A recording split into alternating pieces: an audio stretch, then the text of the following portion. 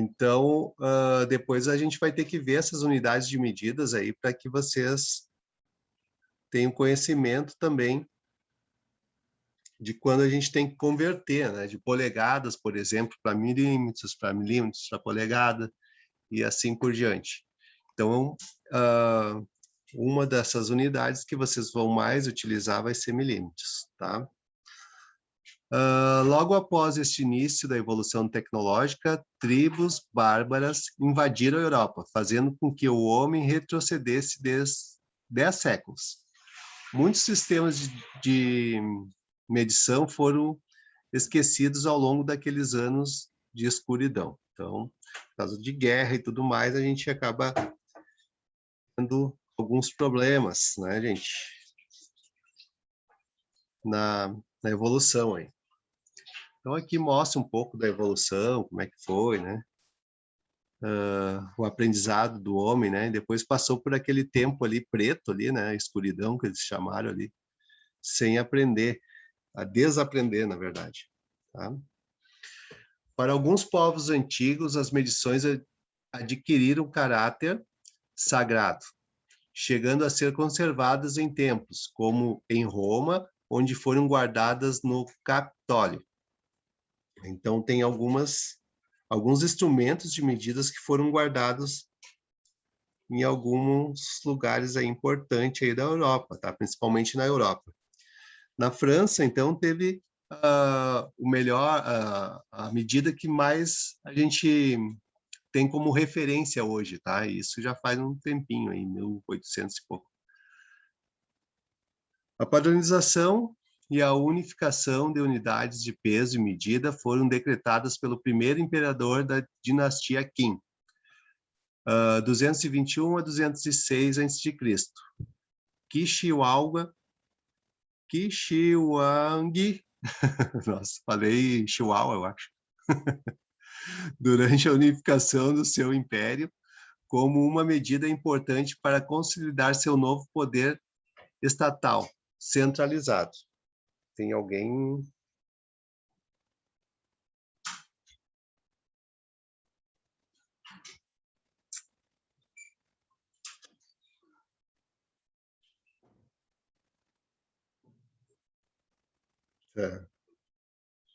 para fazer o negócio do...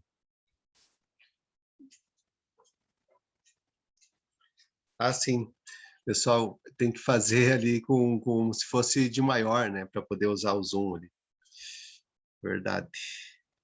Se não der, daí faz com o nome de alguém da casa aí, de repente pai ou mãe, né? Não tem problema.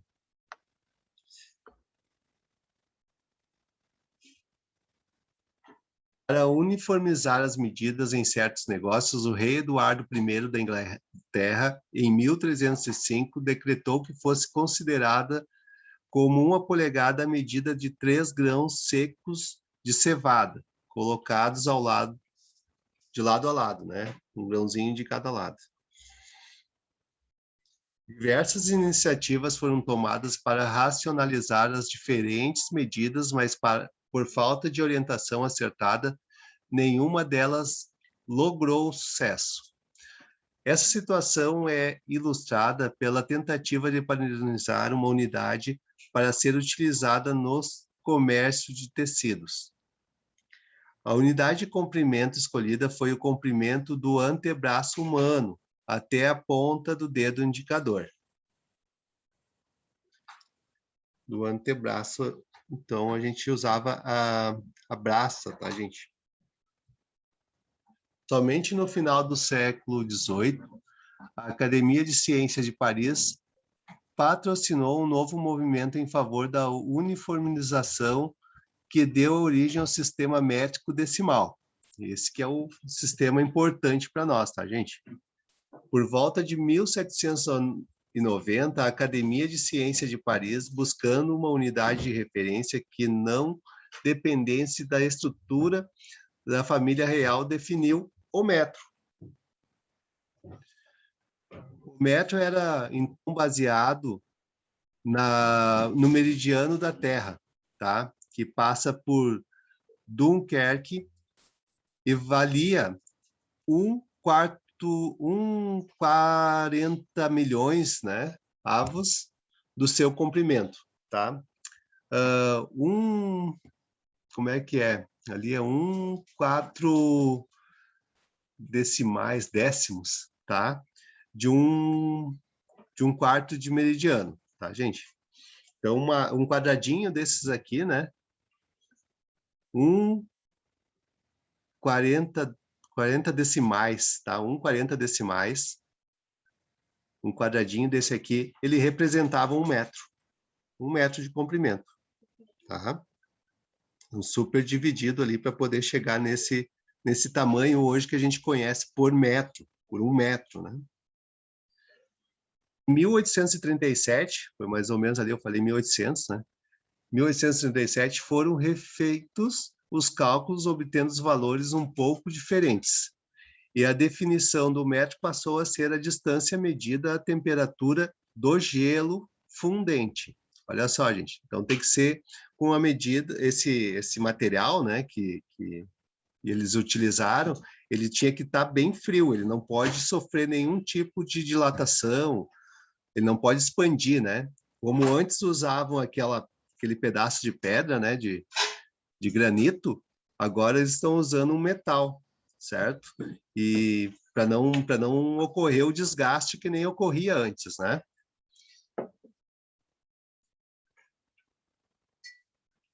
Deixa eu só fazer uma coisinha aqui, gente. Já retorno aí. Compartilhamento.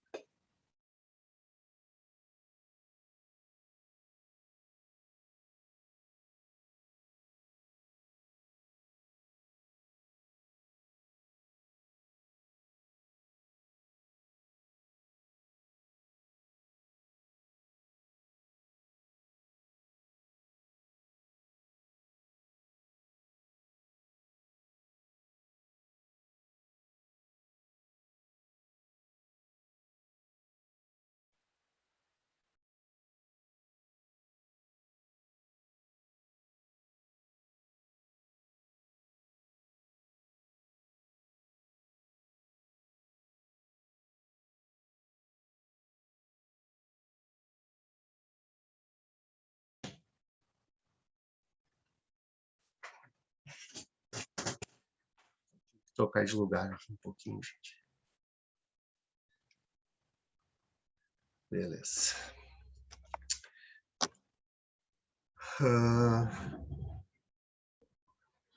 Entre 2 traços gravados de uma barra de platina iridiada. Tá? Olha só, pessoal. Então, eles colocaram, né, uma barra de platina com 2 suportezinhos assim, 2 suportezinhos colocados embaixo dessa barra de platina, né, para que ele não houvesse um empenamento, para que ele não tivesse, então, um esforço ali que acontecesse que aumentasse o tamanho dele. Então, ele era colocado no ambiente frio, né, de gelo, assim, para que não tivesse também nenhuma deformidade ali e acontecesse de mudar de tamanho. E essa peça, então, ela foi depositada em Bureau Internacional de... Isso aí fica lá na França, tá, gente?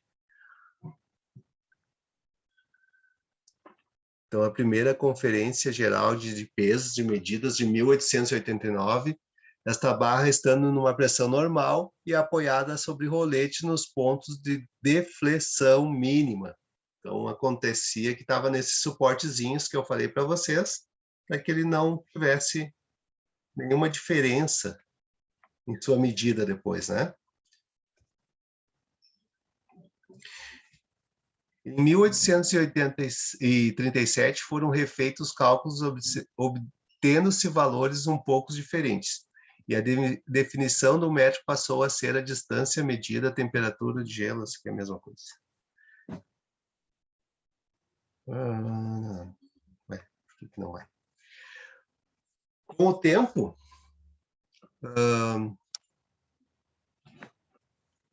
descobriu-se uma nova forma de definir um metro baseado em um fenômeno físico invariável.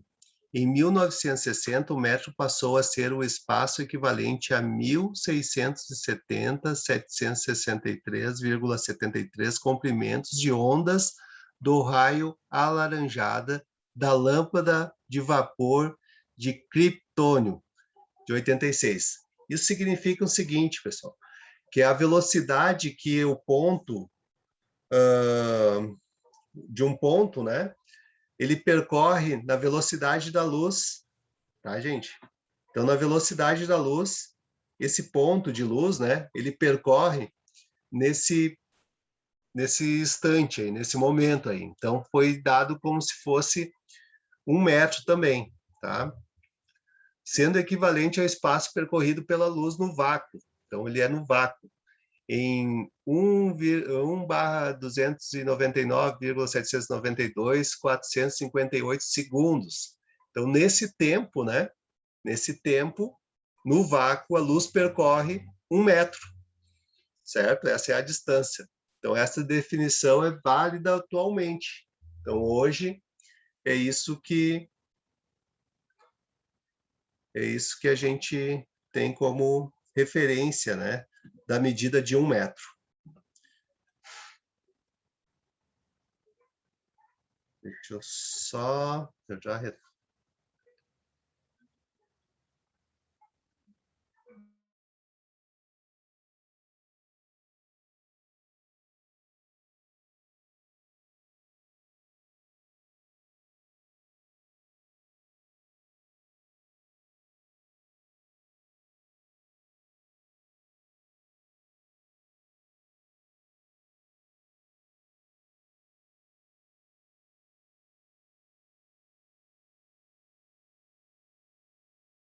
Pronto. Justo hoje chegou um monte de gente em casa.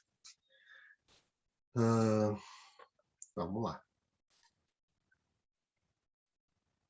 É que depois eu até posso mostrar algumas coisas ali, como a gente mede certos materiais. Eu tenho uma oficina em casa, e aí chegou o cara do gás ali, da máquina de solda. Chegou um cara buscando uns tanques que eu faço. Tá? Então, desculpa aí por essas situações aí.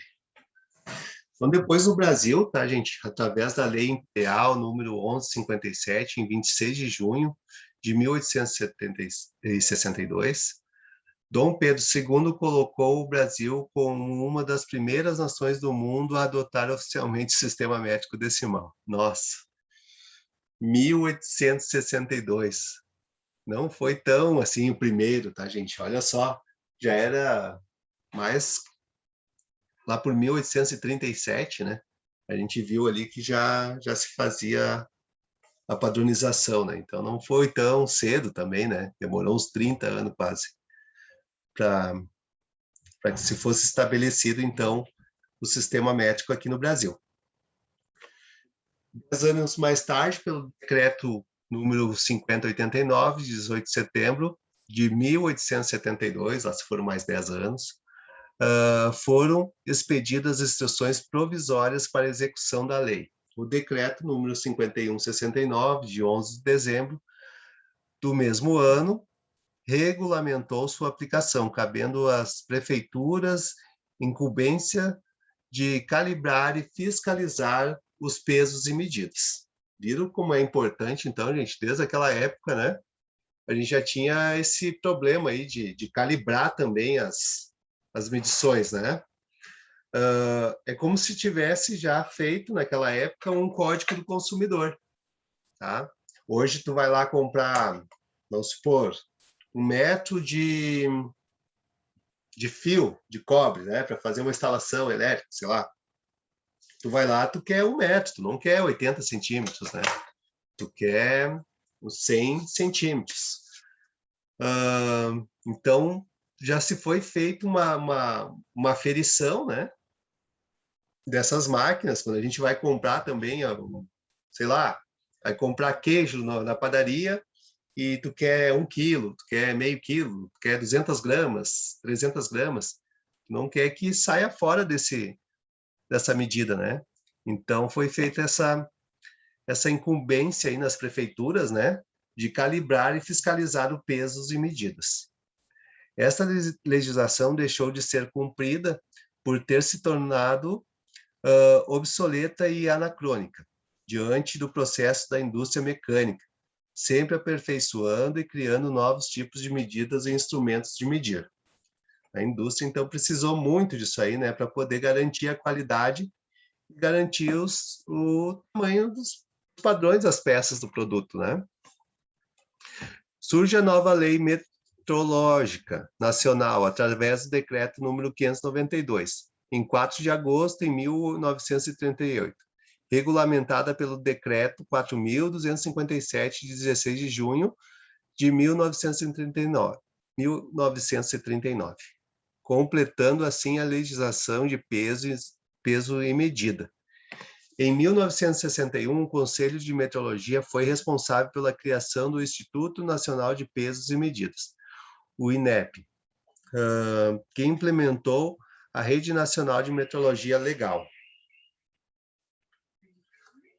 Verificou-se que isso não era o bastante, fazia necessidade acompanhar o mundo na sua corrida tecnológica, no aperfeiçoamento da exatidão e principalmente no atendimento às exigências do consumidor.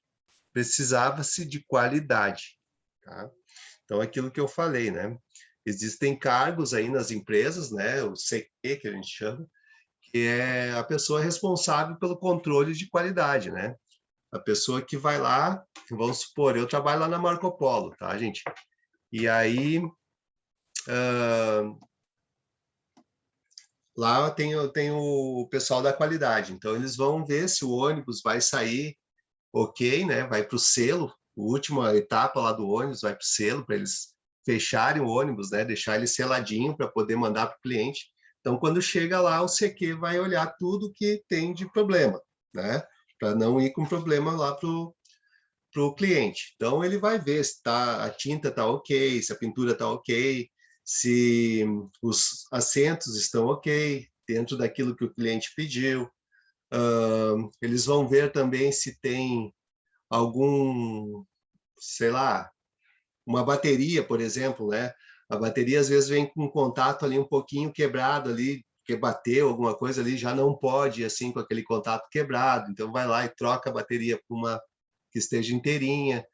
Vários detalhes, né? Vários detalhes que podem ocorrer, então o CQ vai lá e dá uma olhadinha e coloca dentro da norma, né? Dentro daquilo que é pedido. Então, existem esses sistemas, né, que foram criados para que mantenham o padrão. No caso, o CIMETRO, redigido pela Lei 5.966, com a finalidade de formular e executar a Política Nacional de Metrologia, Normalização e Qualidade.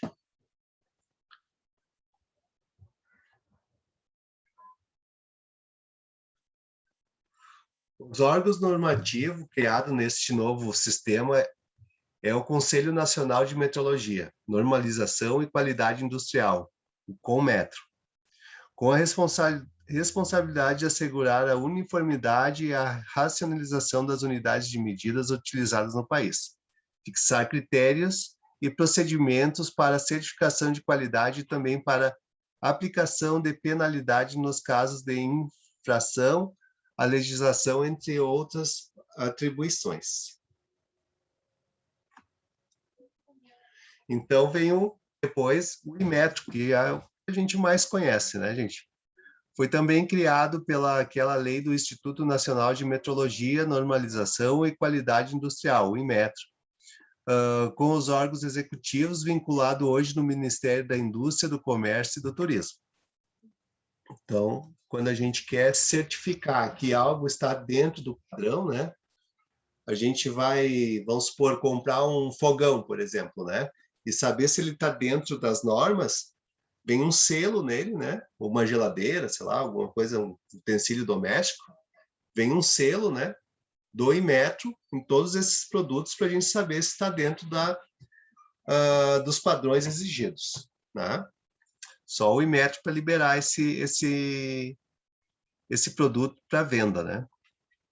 No âmbito de sua ampla missão institucional objetiva, fortalecer as empresas nacionais, aumentando a sua produtividade por meio da adoção de mecanismos destinados à melhoria da qualidade de produção e serviços. Então, olha só, para as empresas é muito bom que tenha esses órgãos responsáveis pelos padrões, né, gente? Senão, imagina, um funcionário faz uma peça de um tamanho, outro funcionário faz uma peça de outro tamanho, ou, sei lá, saída de gás mais do que a necessária, precisa de mais corrente elétrica do que o necessário, ou menos, e assim vai variar todos esses produtos. Então, quer dizer que é importante ter esses órgãos que padronizem, quando sai lá no final, no consumidor, saírem todos no máximo o mais parecido possível, né? Além disso, luta para conquistar o reconhecimento internacional do Sistema Nacional de Metrologia e do Sistema Brasileiro de Credenciamento de Laboratórios. O organismo de certificação e inspeção ao mesmo tempo em que vem trabalhando para que o país ingresse competitivamente no mercado externo, né? Então, quer dizer o quê? Vamos lá, eu vou pegar o exemplo da Marco Polo de novo, tá? Então, na Marco Polo, eu preciso que existam alguns certificados, né, que me deixe trabalhar lá na Europa, por exemplo. Lá na Europa, a Marco Polo não atua, né? Ela vende muito produto aqui para o Chile, para o México, Índia, esses países onde eles atuam, né, não tem assim um mecanismo de certificação tão rigoroso. E na Europa, pelo contrário, já sim, eles precisam que tenha esses certificados, né? Então é uma luta constante assim até poder conseguir ganhar mais mercado, né? A gente, então, falei bastante, na verdade, sobre o histórico aqui no Brasil e fora, e como é que existiu, né? E aí eu vou deixar o próximo aqui aberto também.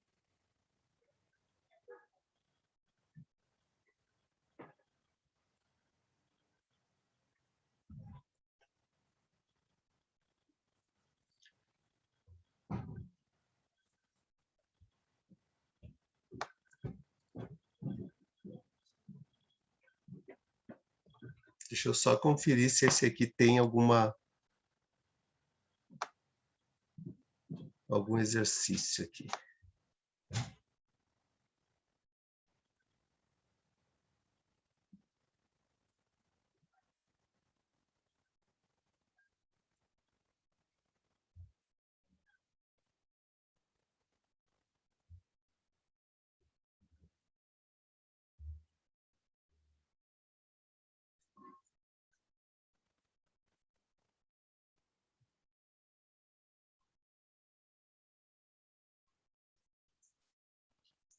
Esse aqui eu acho que não tem exercício, mas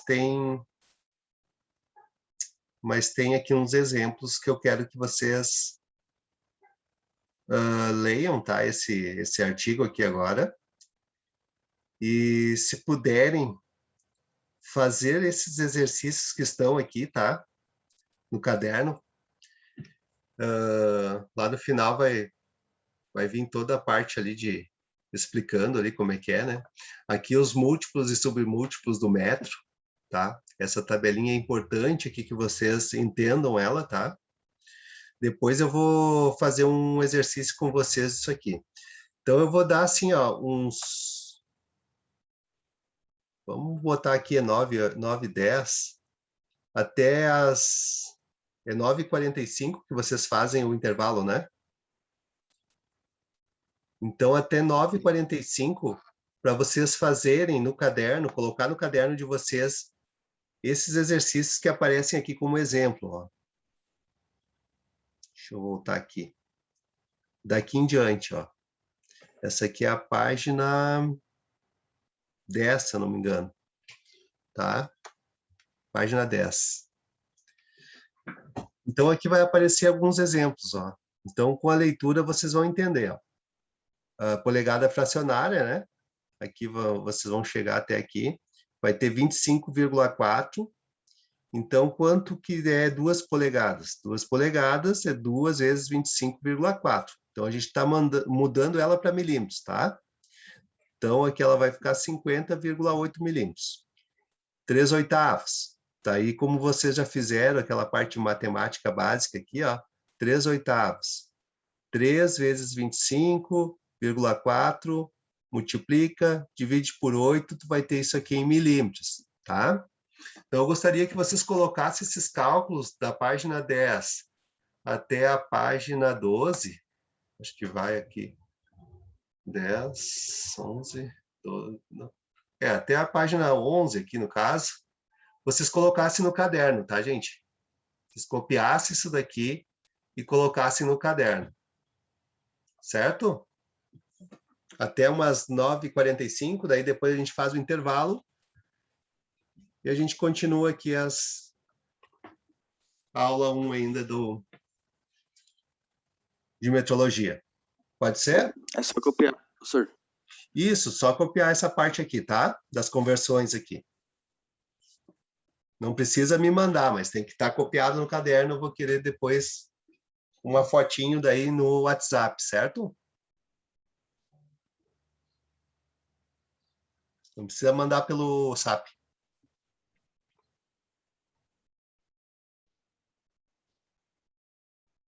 Entendido, turma?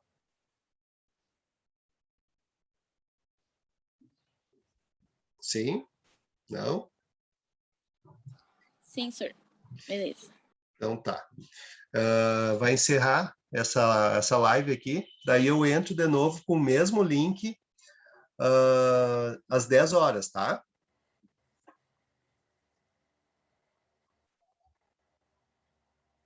Feito, turma? Tá bom.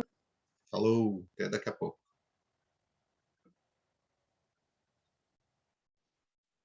Deixa eu ver aqui, só essa formação. Sim, já está no